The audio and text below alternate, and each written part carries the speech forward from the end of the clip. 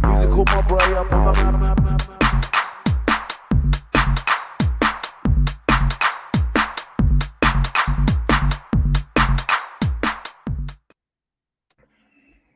Yo, mic check. What's good, guys? Your boy Hugo the Savage back again for another Premier League preview prediction show. West Ham versus Liverpool live from the London Stadium, 7:45 p.m. tomorrow. You can catch that live on BT Sports 2. I'm with the homeboy Zabiri. You already know the vibes, man. Just chop it up. What you saying, bro?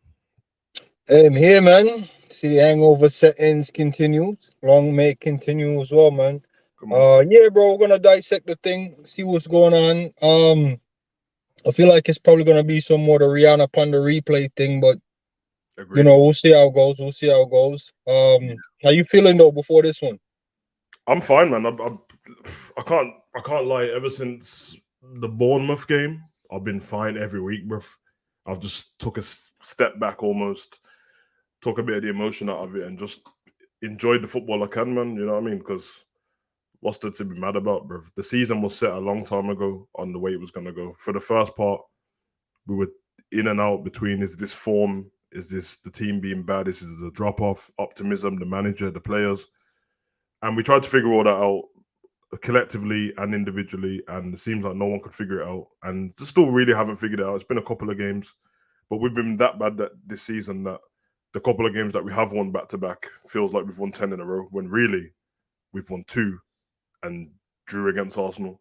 So, hey, man, optimism in it. I'm looking forward to next season so much, so I'm just enjoying the last few games, but I don't know how you feel about it, man, but I'm all right, bro, if it doesn't. I think it puts us in a good moment, man, to have what we can say a good end to a bad book. Because the season ain't over, you know. So, granted, you know, table of contents was just all over the place. You know what I'm saying? It's saying, yo, go to good performance against the lower half. Yeah. And we go to the lower half and was getting slapped up. You know what I'm saying? It's like iffy performance against some big teams, and the big teams was getting slapped up. So the season so far has just been all over the place, man. And, you know, can't pinpoint it anywhere. But if we can finish strong, man, it's a good way to close the book out. You know what I'm saying? Yeah. What kind of... It's a mad question based on the season, but what kind of results are you expecting from the last... Is it 10? There's not 10 games. Oh, if you list off the teams, and as you list them, I can tell you what I was expecting, irregardless of what we gotten. Okay, let me get them up. So I don't know if you want to go from the 10 or you want to go from previous and work your way back. Okay, let me get Liverpool up and then I'll go from that if you want, because matches, results. Wait, damn, there's not a lot left. 1, 2, 3, 4, 5, 6, 7. It's about 7, 8 left. So 7 left now, including this one, and then 3 before. So I'll go from Arsenal was first on that list from I'm gonna be honest. I was a neutral on that night. I'm not gonna lie. No expectation, because I didn't want to go into it expecting to humble them, and them men are singing we're gonna win the league. Yeah. I was borderline tempting to go in it chest out and batter them like a 7-0 and sing you'll never win the league, because after a battering like that, it could have really, you know what I'm saying, toppled them. Yeah. So but you know, it came out to be a draw. So I think going in as a neutral, getting a draw, that was good. Bournemouth, that wasn't Bournemouth, it was nah, so after it was Leeds after that. It was Leeds after that. Oh man, we pammed them. Played them off the park. I think that's when we saw that first new formation from start to finish. After that game, I'm like, I was cautious going into it as well. Let's be honest, man. I think the season just put every Liverpool fan back on the back foot. Like, you know what? Yeah. Because we've asked the question after every good performance. Or have you seen the question? Have we turned the corner? Yes. And you're like, yo, let's go around the corner. And it's the man that was still around that corner. It's like you on the ends, and man roughed you up and stick you up on one block. And you're like, nah, let's just turn the corner. We'll be good. And around the corner, she's like, yo. Yeah. But then you deep it, or maybe clap deep it and realize he's making nothing but right turns. So he's taking us back in the same stick-up ends. You know what I'm saying? Yeah. You gotta make some left as well, man. You can't just be doing, bro. You make 4 rights, bro. You're in the same spot. You know what I'm because saying? the biggest talking point was after the Man U game, 7-1. It's like we got Bournemouth, and I remember prior to that, maybe 2 or 3 games before, we had like won like 4 in a row, and everyone had started talking about the Champions League, this and Champions League that, and I was like, bruv, let's just relax in it because I'm enjoying the wins, but I don't know what's coming next. And obviously, yeah, man, we got to Leeds, and then after Leeds was Nottingham, 3-2. I know how you Yeah, felt. I'm gonna be honest, man. In the season we was walking the league, I would have been all excited about the 3-2, but the manner in which we allowed them a foothold in the game just mirrors the entire season, because that's how we've been losing games. Just besides City and Brighton, which even Brighton is a testament to them. Yeah. And Wolves. There's 19 teams in the league, and only 3 played us off the park in 3 isolated games. That's not bad if you deep it. We'll play about 32, 30, 31, 32 so far. Yeah. And in 3 games we got played off the park. Bro, that's calm. You see what I'm saying? Yeah. So so that leads us to today's game, West Ham. West Ham's always a weird one for me because West Ham always just sounds tricky for me. It sounds tricky, but we usually like step out of them games at comfortable 2-0, comfortable 3-0. I'm expecting that, to be honest. You know what? You know what it is with West Ham. Every time we've been on a title charge, they've messed it up a bit. That's why. Yeah, but now I feel like we're not on a title charge. Exactly. We might embarrass them. You know them ones. Yeah, we played them earlier this year. I was 1-0. Nunes scored in that game. He was probably the best player as well. The West Ham one's weird only because if we're going off logic and form, Liverpool and West Ham are on the exact same form almost. They've both been terrible, and over the last 2 or 3 games, they've stepped back into being able to play properly. We got a draw against Arsenal 2-2. They got a draw against Arsenal 2-2 the week after. They battered whoever they did in the Europa League. That was 4-1, I think, against Ghent. We punched up Leeds 6-1. And then we won on the weekend 3-2, and then they battered someone on the weekend. I can't remember who it was, but I think it was 4-1 again. So they started scoring goals all of a sudden. I think they played Mikel Antonio in attacking mid on the weekend, which this man could just play in every position available. And all of a sudden, Declan Rice is playing out of his skin again. So I expect to beat them, but you just never know what West Ham's going to turn up. So we need Liverpool to turn up properly. How we did against Leeds will beat them. If you turn up any half-assed Liverpool, it's a problem. I kind of don't have the same sentiment as everyone on the Nottingham game, only because as much as the defending was bad off those throw-ins, it kind of was a set-piece thing on the weekend, which we're not terrible at. But them throw-ins cause problems. Every team is we're not going to come up against long throw-ins all the time. Because even Klopp mentioned it before the game. He mentioned it after the game that we knew that they take them long throw-ins, and we tried to prepare as much as we can. But realistically, unless someone in your team can already throw the ball like that, you can't really do much in training apart from train regular in it. So yeah, but only to be fair, we only conceded off one of the long throw-ins, I think. Wait, was one of them a corner? No, it was a throw-in as well. Oh, yeah. But the deflected goal, it came off a short throw-in on the pretty close to the halfway line, and it just got played across really quick. Yeah. And Rabo couldn't get over there to cover Nico in time. That's true.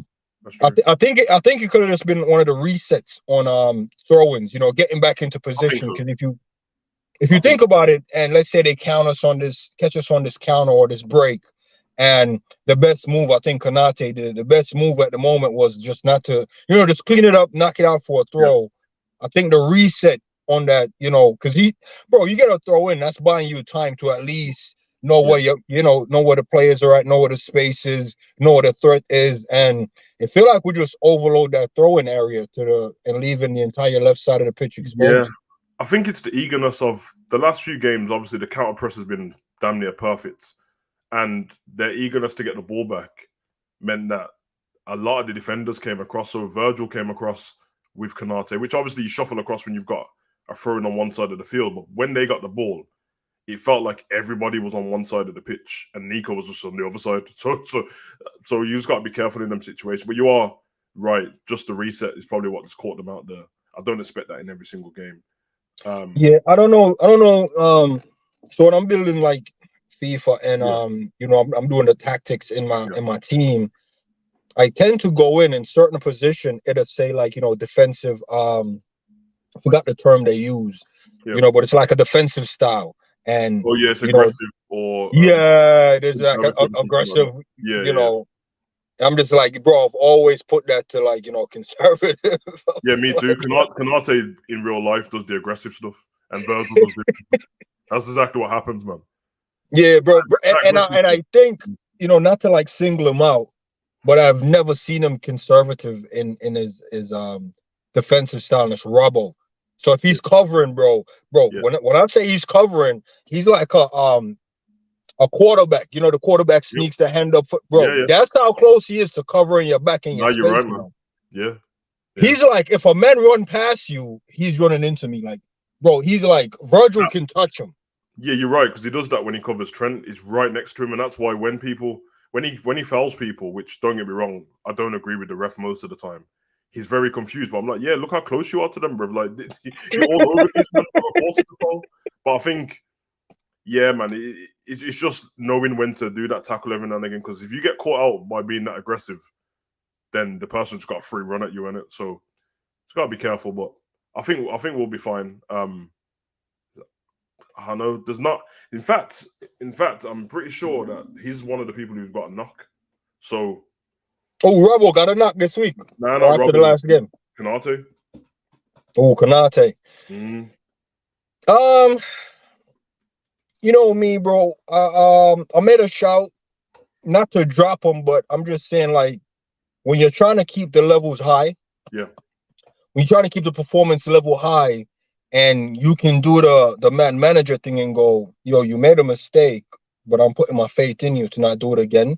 He didn't necessarily do it again, but in that moment, I was also saying, like, yo, bro, it could be a marker to let him know, like, bro, I don't care if it's one mistake per game, one mistake and Joey's back in. And then you tell Joey the same thing, like, bro, as long as you're performing, you're 100% focused for 90 plus minutes or however long I have you on the pitch. The spot is yours. So if he picks up a knock, I think it's a big shout to say, yo, Joey, show me something. I think so. Because that's what you're testing for the rest of the season, because this is where I think it's enough games if people get enough time on the pitch to test what happens going into the next season. Because we were asking them about Bobby Clark earlier. So now they're starting to ask about people that are already out on loan and if they're going to bring him back into the team and stuff like that. And he was kind of singing his praises and stuff. So you don't want to be the guy that like falls out for one of the kids. And I mean, we don't care, because if the kid's doing better than you, then get out the squad and it's one of them. But everyone has to step up a little bit. Gomez is always in that weird situation where he never really gets enough time on the pitch. But then then you're saying, as a professional footballer at Liverpool and someone who's been there a long time, how much time do you need on the pitch to show that you're even like competent at doing the job properly? So I get everyone's argument in it, the people who are for or against. I'm not for or against. I'm just want Joey to do well. I feel bad for him when he does the mistakes, but at the same time, he's trained to not do those mistakes. And they're always going to be highlighted now, because some of these footballers, the agenda's created based off what you've done constantly. It's not always a witch hunt. Sometimes if you do the same thing twice, very close proximity to each other, and you're a professional footballer, you're just going to be seen as that. It doesn't matter what happens. Yeah, I mean, if a goalkeeper makes 4 world-class saves in 2 games, all of a sudden everyone talks about him being world-class.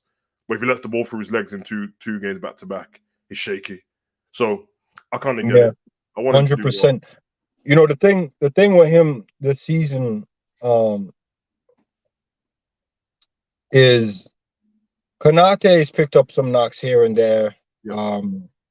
Some of them I'm kind of like, yo, that it's becoming too frequent now. I have the Konate kit, and one of my reasons for hesitating on getting it was I didn't want to get a kit for like a Naby Keita setting where man is just never really available consistently.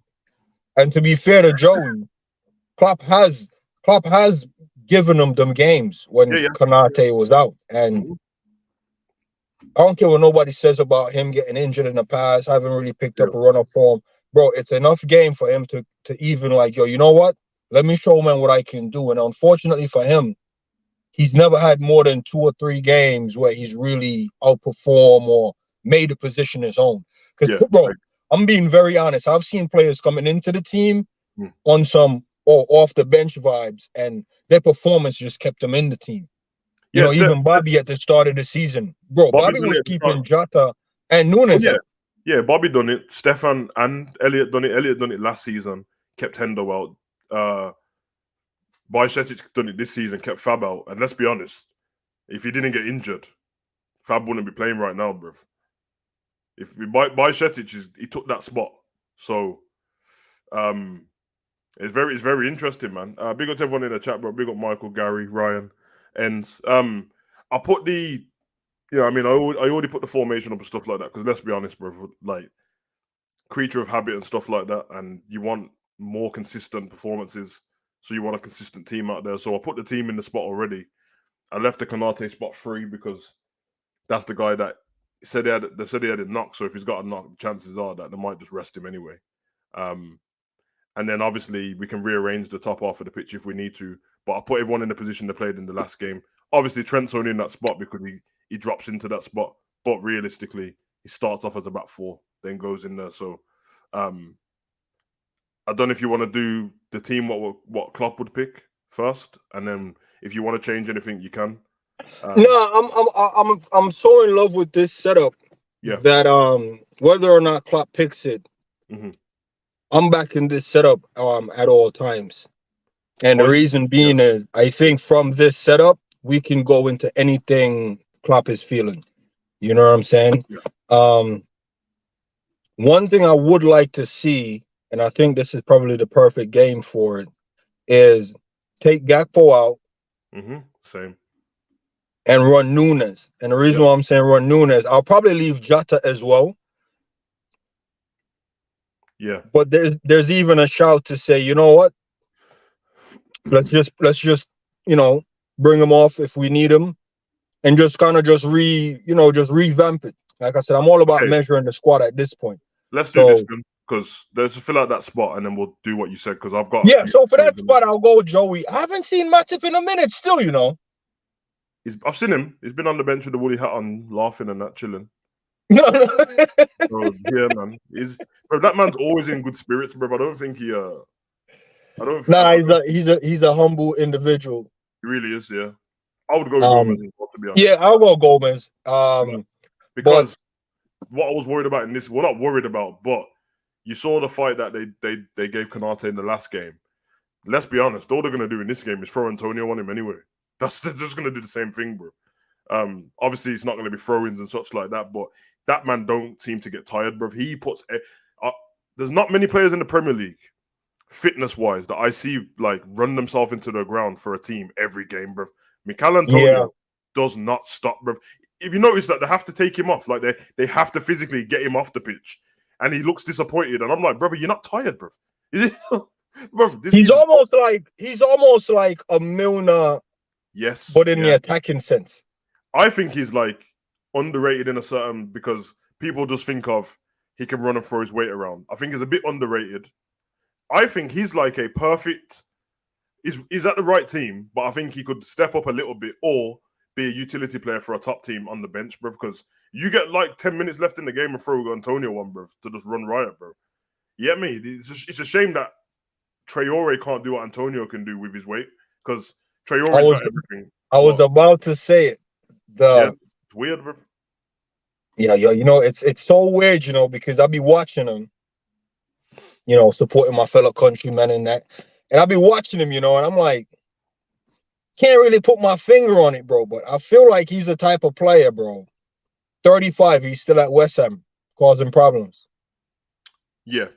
Because if I've always rated him, man, and if you see any of like Antonio's, he's one of those guys that, you know, you always find that guy like Ben White who didn't like football before and stuff, or Walcott who weren't really interested in football until he got scouted. He's one of those, and he didn't even support a football team in that, bro. He's just one of them that like, turned up. Oh yeah, the manager said I was good. I weren't really interested in football. Now I'm a professional footballer, bro. And he plays like that as well. He just plays like, Yeah, you know, vibes. I'll put the work in. What the manager? What you want? Remember, while we've seen Antonio in the Prem, he's played in every position on the pitch, bruv. Bruv. The only place Yeah, wasn't he at fullback in a couple bruv, games? he's been centre back, right back, left back. You know Man what? said centre back. To be Nah, fair, Savage, I'm all about honesty, bro. He's never bruv, been at centre bruv, back. I'm telling you, bruv, you made the perfect. When you just said he's like the Milner, but up front, he's played in every position, bruv.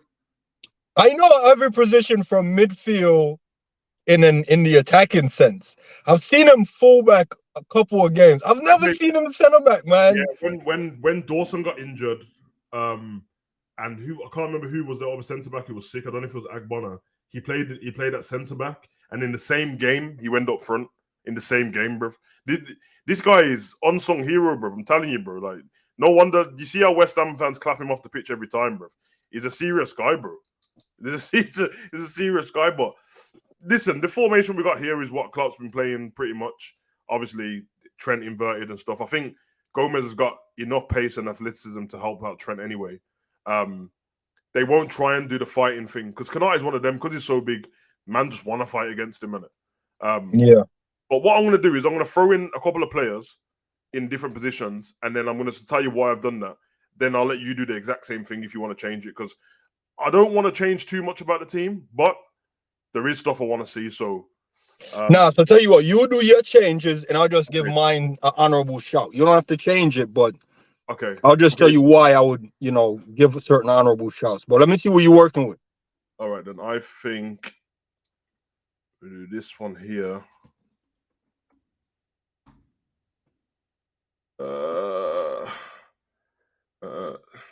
It's a L. I think it's Lewis. Yeah. I don't know why it's. Come on, man. Hey, man, them said Luis Diaz ain't available. Bro, I don't. Actually, you know what? I just thought of something actually because I just got Nunes on it. Okay, I know what to do. I might actually do. You put Gakpo over there. Yeah, I was about to say, but I can't see Jota not starting. Gakpo's the one I'm thinking is not going to start. So actually, I'm just going to go Nunes here. Nunes had a great game against West Ham last time. I'm going to put Jota back in because when he's on form like he is now, bro, you don't take him out of the team. But let me ask you a question. Would you have put in Diaz in just to measure his progression? I was going to, but instead, I just thought I'd rather give him half an hour because I'm thinking of the build-up of time he's got on the pitch so far. And we've done the 5 minutes, we've done the 10 minutes, we've done the 20 minutes in the last game. I think the half an hour is ready now, 59 minutes or so. Yeah. And I would go this. Oh, no, he won't play Thiago there, will he? Wait, Thiago in the Jones position. Yeah, I'd love to see that, you know. I would love to see it as well. I would knock it. Here why I would knock it. If it's a Thiago and a Hendo, which all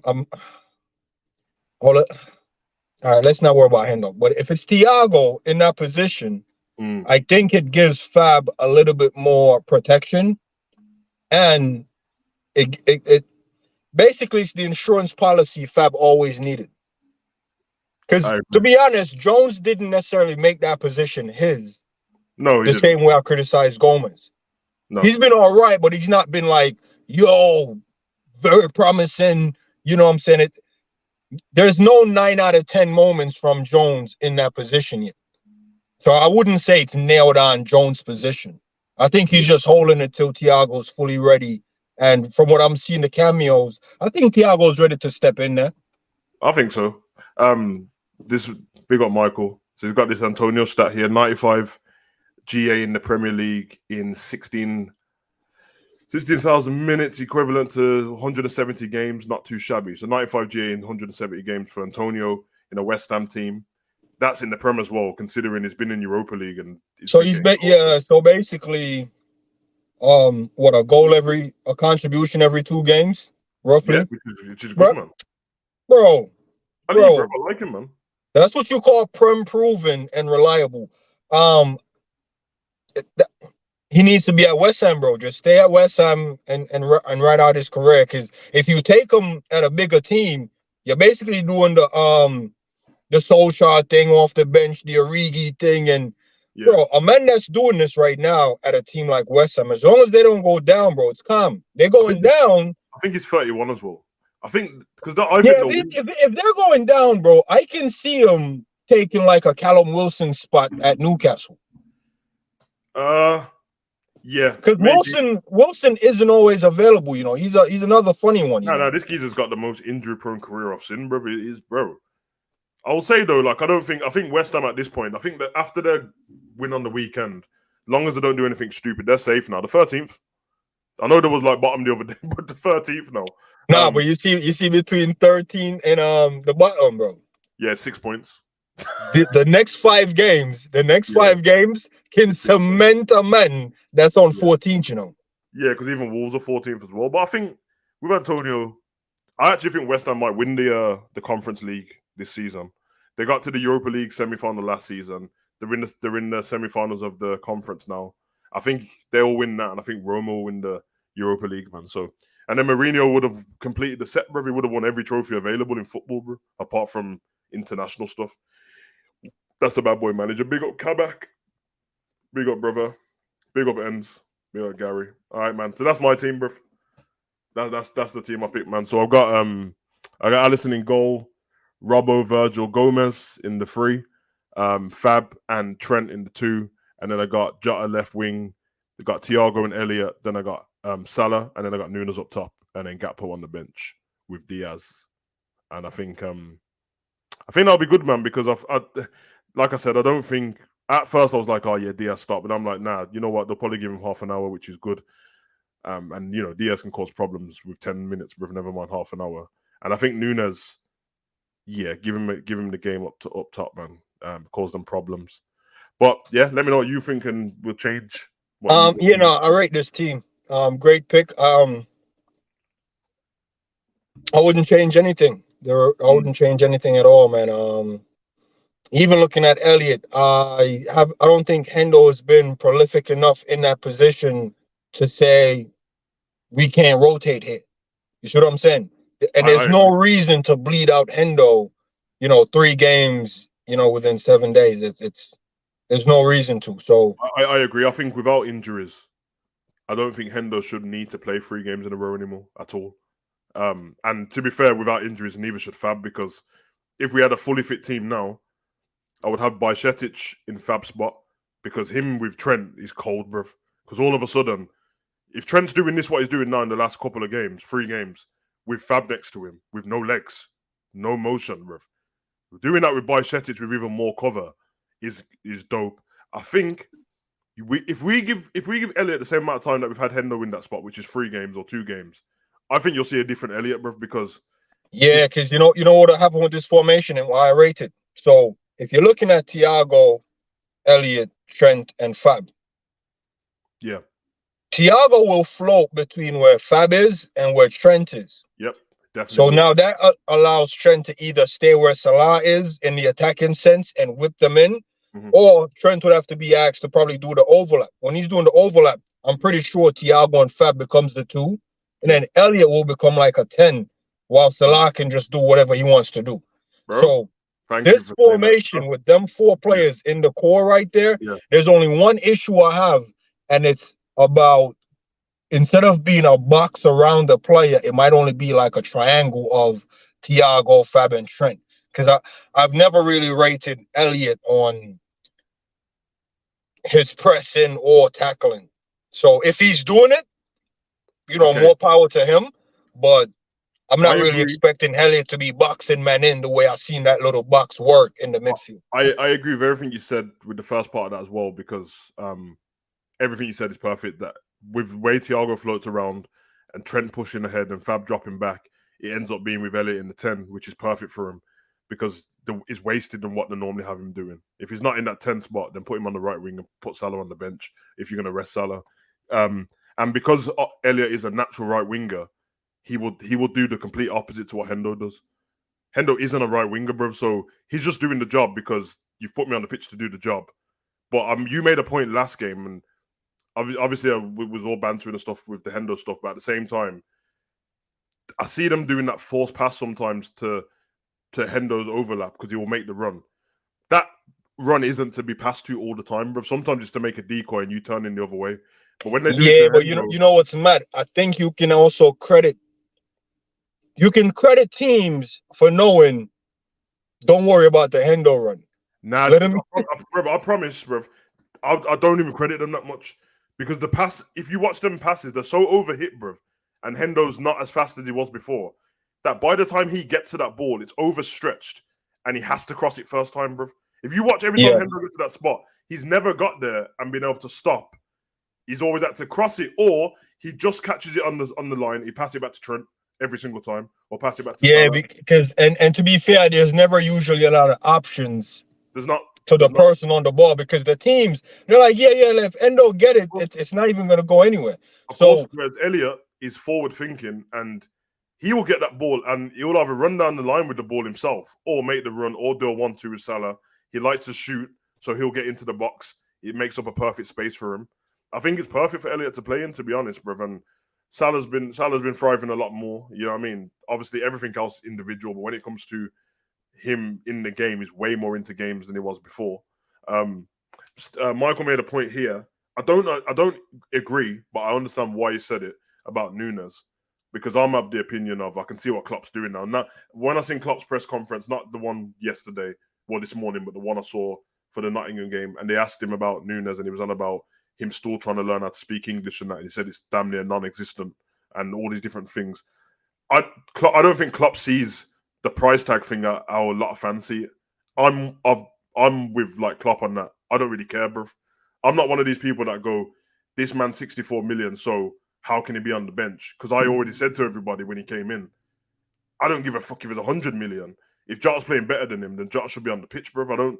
Jota's already proved what he can do for Liverpool in terms of the goals and stuff like that, whereas Nunes is still new. So I think they're using the rest of the season. They're still working on him. Klopp said it's a project, and he's happy to be patient with it. Michael asked that if Nunes doesn't start, we got to ask questions. Big summer signing on the bench. We ain't a team who can afford to do that. I think we can. I disagree. Yeah, I think we can afford to do it. Yeah, I disagree with Michael only because what Klopp is saying, it doesn't sound good when you're kind of that over passionate, fan that's seeing what Chelsea and City are doing. Because if you think about the price tags of players we've gotten, the price almost doesn't even matter anymore. No, it doesn't. Chelsea paying like 100 for the Mudryk kid. 100. We get Nunes for whatever currency you want to translate it to make it sound cheap or more expensive. Yeah, bro, he's just a player of quality that we wouldn't mind having at our club. Now, whether or not the guy can break into the team and make it his own, bro, that's up to him. I agree. That's 100% up to him. If you think of like your Robos and your Trent and your Gomez and all these guys that came in on, free through the academy or just free from a relegated team and they've rewritten their own transfer fee. Yep. You can't then go, oh, we looked up because we bought him for 35. Nah, when we bought him, that's what he was worth. I agree, because when all of the money we paid for Alisson, money paid for Virgil at the time, I remember other fan bases trolling us. Have you spent this much money on them? Do you remember what happened like 3 months after? Chelsea brought like Kepa, and all of a sudden he was the most expensive goalkeeper in the world. Them lot brought Maguire, he was the most expensive, and all of a sudden Virgil's money didn't matter anymore. On top of that, we won stuff, and then nobody cares. So the thing they always try and do with Nunes is if he's playing good, they'll say, well, he cost this much money, he should play good. If he's playing bad, they'll up the money, they'll put the add-ons on, and they'll go, how can you have a player that's not playing? And I'm like, bro, think of the players that we've been linked to or everyone's been talking about. Even like Mason Mount and Declan Rice and all that. All of them cost more than Nunes does anyway. But a lot of people what's mad? If any team pulls up to City right now with the checkbook out and say, write the number for the value of Nathaniel Ake or Nathan Ake, whatever his name is, it's nothing less than 80. That's a Remember when they bought him for 40? Man was like, yo, he's doing relegated team, you overpaying. And he said, he basically sat on the bench most of that first season. Ake is a £90 million defender now. Bro, I'll say 100, fam. Yeah, bro. Like, if you think of how everyone's been talking about Guavidal, the Croatian one, remember, they're talking about him after one World Cup and half a season of Leipzig. Not to mention, and I'm not being disrespectful to people, by the way, most people ain't watching all of Leipzig's games, bro. So you're touting him off that, but you see Ake every single week. and you've been seeing him every single week for years, bro. So if anything, if you start talking about Liverpool should buy him for 100 mil, bro, Ake is better than him, bro. So it's like the money thing doesn't even matter anymore, bro. Like I don't need to tell you because I know you're on the same side as that. Big man, it ain't my money, bro. I don't care. I don't care. You know what's happened to Liverpool fans, yeah? Basically, this, and I'm not, Michael, I'm not talking about you, by the way, I'm just talking in general. So, this belief of this FSG thing, the whole everything's buy to sell. So, what that does to Liverpool fans is they go, nah. That means they can do the maths and go, we've got this much money to spend. We can't spend this much money on somebody. But no one's actually told us that's the way our clubs ran, bruv. You know what I mean? We're stable. Yeah, let me tell you how, here's the thing. Chelsea buys, I'm going to get the benefit of that, 8 players this season. Yeah. Which now force them to sell about 8 players next window. Oh, yeah, they're in trouble, actually. They got the So, no one is going to come out and say, oh, the model of Chelsea's football club is buy to sell, where our model is sell to buy. It makes no sense. You're either doing one or the other. It doesn't matter. It doesn't matter if you buy the player first, then sell what you don't want later, or you sell what you don't want to buy what you want. It doesn't matter. There's going to be ins and out. What should matter is when all of your out is on a free, that's an issue. Yeah, because arguably the only team what hasn't been technically buy to sell, because you're right, because it doesn't matter. It doesn't matter if the sale comes now with the other transfer or in 2 years. If you sell that player, then you recoup the money back. Then it is buy to sell. So that's everybody. The only team that's ever got away with not doing that was the other Chelsea team under Abramovich, where they didn't care about making any loss at all because we just want to win. But then you can say we'll buy to win because they didn't start winning trophies, so they made all their money back through all of that anyway. That's why when people look at the books, that's a cold analogy. I'm forbidding it. But yeah, bro, because I'm going to repeat it because I rate it, but I don't want to hear it after this. Buy to win is what people should be talking about versus win to buy. So if we don't win, we're not going to buy anything. Everyone, bro, Man City's books are fine, bro. They've got bro, it's like it ends up being like 40 million or something they've spent because of all of the money they've recouped and stuff. So it's one of those ones. Kabak said, Yo Savage and Zabiri, do you man see Stefan Bajcetic playing in more of a 6 or an 8 next season? Let you take that one, brother. Yeah, I think what he will do, because he's so young and we're so fortunate to have him now, what we can see, and sometimes you have to trust in the process, and I hate saying that word because I sound like Klopp when I say it. The process of getting rid of Fab, or whether Fab is going to stay or not, a rotation of him and Fab isn't a bad rotation at all, because then you can have him, Fab, and Thiago vying for either that 8 or that 6 in this setup. So in this setup, I'll probably move him with Fab, and that allows me to move Thiago with Curtis. So now I've got 4 midfielders locking down them 2 positions. Obviously, you have Elliott and Trent there already. We'll put Hendo, and realistically, we just need one other midfield to throw into that. Now, bro, we have a decent midfield. Counting them 4, bro. And we have enough left wingers to run from. So we just might need a 1 right winger and a left-footed center back, and we're cooking, bro. Yeah, and he has the kind of versatility in the 6 and 8 that there's not a drop off between either position. Sometimes if you move somebody from an 8 to the 6, they can't do it at all. He can do both to a high level, which is the reason why everyone wanted Jude in the first place, because he can do the 10, 6, and 8, bro. But I think he's going to be cold, man. This guy, from what he's shown us already, he's so young. He's still learning the game. And yeah, man, we get to rotate, and I think we can end up getting a good midfield out of it as well. There's a thing, man. I just checked, and Chelsea since the summer have signed 17 players, bro. Bro, it's their business, and we can't really say how a man should run his own business. Oh no, I'm not mad at it. I just thought I'd let you know. No. Yeah, I know you're not. But what fans are looking at, and they go, "Whoa, yeah, I wish my club can do that." they really don't wish that, Yeah, I because don't wish that. even if you ask most Liverpool fan, how many players would you take out of the best 11 you can assemble? Out of all our players, 100% fit, how many of the 11 realistically would you upgrade on?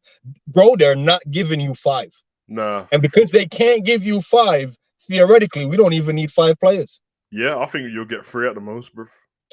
Bro, even if you got 3, we know which was one. going to be what? The entire midfield? They're going to keep Thiago, bro. Thiago ain't carrying you another 3 seasons. That's what I was about to say. It's just going to be Hendo and Fab. They're going to move out, and they'll probably take maybe the right back position because Trent's in midfield now. So that's it. Nothing else. You know what I would do?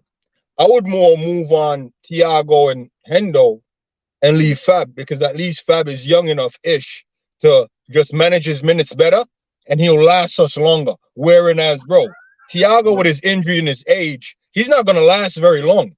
I can't lie, bruv. You make a valid point, but I think I'm not trying to be disrespectful, but when it comes to age between Hendo, Fab, and Thiago, but forget what the passport and the birth certificate says, bruv. Yo, nah. And that's where I'm leaving it, because I'm not going to finish that sentence, but we already know. Nah, but yo, here's the thing, though. Managing Fabinho minutes have never been a conversation or even a practice. Yeah, but that's because he just fell off a cliff, bruv. It's just because if you because from he hit the ground running, what, 2014, 15? Nah, that's too far back, man. 17, 18, isn't it? End of it, 18, 19 season. No. When did we get him? We got him 18? No, so we 17, 18, we got to the Champions League final. We lost, and then we brought him straight away. Remember, he was the guy we brought straight away, bro. Wait, how did I end up that far back? I don't know, bro, because Brendan Rodgers was 14, bro. So I don't know what you're talking about, bro. Yeah, no, I'm wilding. No, bro, you know what? Fab is one of them guy, bro. He's probably in your graduation pick from year 6. He's one of them, man, bro. And you're deep, and he's like, bro, no, man, you look the same, fam. What's going on? Yeah, 2018, 43 million. Told you. 17. Yeah, he's been running, though. Ever since he came in, bro. Been running still. Yes. Hey, man. It's one of those, isn't it, bro? Yeah, it's one of those, man. Anyway, let's get the prediction for the score. What are you saying? 3-1. Goal scorers? Goal scorers. Starting this early. I'm going Jota. I'm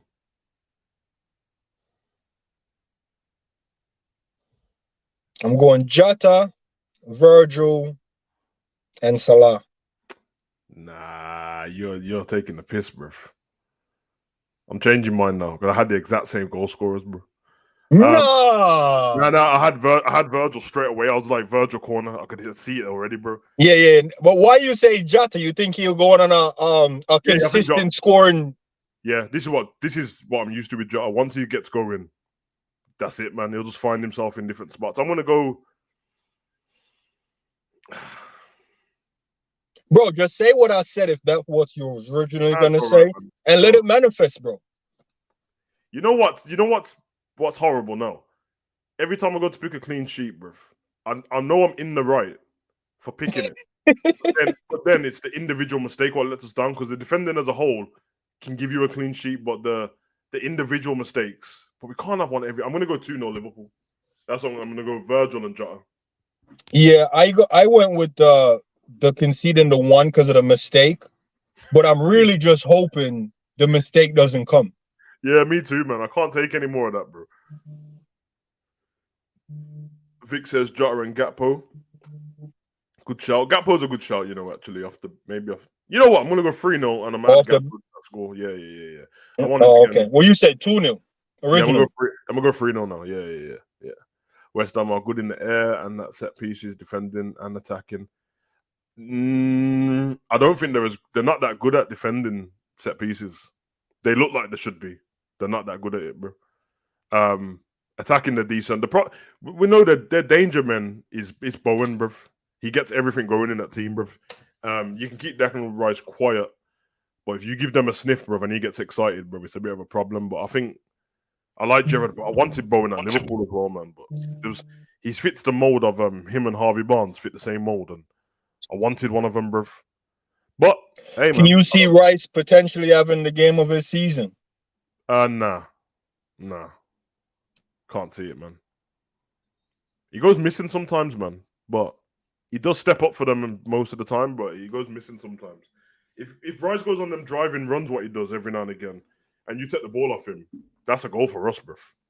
Because that's our counter attack. Get it, and with Trent in midfield, it always seemed like there's an extra man there, bruv. So he could be he could be another Trent masterclass. To be fair, bro, I ain't gonna lie, bro. Antonio, I was gonna say Trent goal, but it probably just ended up being like 2 assists to Trent. Yeah, I agree. Antonio gives everyone problems, man. It depends. We'll see how they shape up because I think obviously Skamaka's injured still. They started Antonio midfield last game. Let me see what setup they had for the last game because it'll tell us something. David Moyes will try the cautious one, but they can't really sit back against us. It doesn't really work. So anytime West Ham have done low block, they try to do the counter-attacking thing, which... I mean, to be fair, with this setup, I can see Antonio standing like between Trent and Fab, and then Bowen will probably be just on the other side of Fab. Yeah, because the last game, when they beat Bournemouth 4-0, they played this formation, what I put up on this. Well, no, they play 4 at the back. They play 4-2-3-1. And they have Tonio up top, Ben Rama on the left, Paqueta in the middle, Bowen on the right, Souček and Declan Rice in the 2, and then they have Cresswell, Ergaard, Zuma, and who's the right back again? Oh, Kofel. They have Kofel there, so it'd be interesting, man. Paqueta's a weird one because he has a good game every now and again. People like Paqueta and Ben Rama and that, bruv, they're like techie players, bruv, but then they're the ones that remind me of like Lanzini and Lamella and that, bruv, where they feel like they do loads and do nothing, bruv. They don't really have a defensive element to their game. You see how Nunes be running men down and breaking up play, and they don't quite have that going the opposite way. But going forward, man, they do offer a little bit of quality, you know. Yep, they do. Fornals as well. He always plays against. Yeah, Fornals has been coming off the bench all season though. I know he scored that little meaty scorpion kick he scored, but yeah, man, interesting, but I'm looking forward to it. We beat them 1-0 this season already. We outplayed them. This is one of the only games we outplayed anyone this season in the first game, but we should have scored more goals. I think Nunes hit the crossbar in that game as well. Oh, did he? Yeah, he did, didn't it? He did with that volley. But I'm looking forward to it. I think we'll beat them. A win would give us 3 wins and a draw back to back, which is minimum for what Liverpool should be looking for anyway. And then it gives us the emphasis to go into Sunday's game against Spurs. And yeah, we'll see how they play because I don't know, Spurs are in the mud right now, bruv. And if it gets any worse for them, I just don't want the bounce back against Liverpool, man. I'm fed up with that shit, bruv. Like, and to be, we'll get to Spurs when we get to Spurs. I'll reserve my comment till we get to Spurs preview because I mean, I would hate to make a statement and then them men just start cooking out of nowhere. Well, you'll see because they've got Thingy first before us, Manu, on Thursday. So yeah, I'm expecting the same Spurs vibes because they don't have a direction at the moment. Yeah, unfortunately. Yeah, in terms of results on that one, I'm hoping it's a draw, to be honest, bro. But yeah, we'll see. Yeah, man. Big up everyone in the chat, man. I know it's impromptu and you didn't expect it, bro, but thought I'll help Enz out, bro, because he's got other stuff to do. So yeah, man. I'm guessing, I think Ender's got his watch along up already for tomorrow. So you guys go over there, hit the subscribe button, push the like button on that as well, and the notification bell. And then obviously, man can notify you of what's going on then. Yeah, man, who else in the chat? Yeah, big up Vic. Big up everyone who came along. Gary, Kabak. Big up Addy. Big up Ryan. And Zabiri. I didn't know, man. It's been one of those ones, you get me. Come on. Peace out, people. Music, my boy up on the